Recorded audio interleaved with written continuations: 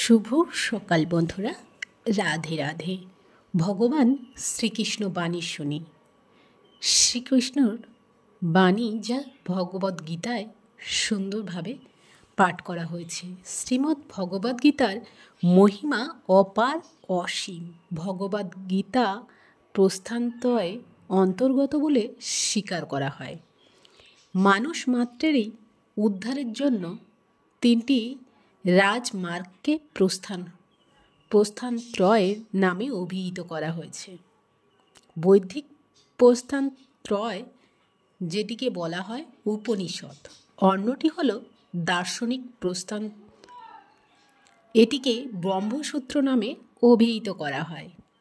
তৃতীয়টি হচ্ছে স্মর্তে প্রস্থান, যেটিকে ভগবদ্গীতা বলা হয়। উপনিষদ হল মন্ত্র দ্বারা প্রকাশিত, আর ব্রহ্মসূত্র হল সূত্র দ্বারা রচিত, এবং ভগবদ্গীতা হচ্ছে শ্লোকের মাধ্যমে কথিত।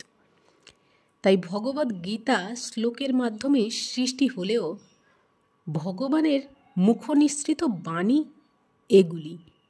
এগুলি আসলেই মন্ত্র। এই শ্লোকগুলির অর্থ অত্যন্ত গভীর হওয়ায় এগুলি সূত্রও বলা যায়। মানব জীবনে এই মন্ত্রগুলির সঠিক উচ্চারণ ও সঠিকভাবে পাঠ করলে তার আত্মশুদ্ধি হয়, আত্মপ্রাপ্তি হয়, নিজের অন্তরাত্মার সাথে নিজের পরিচিত ঘটানো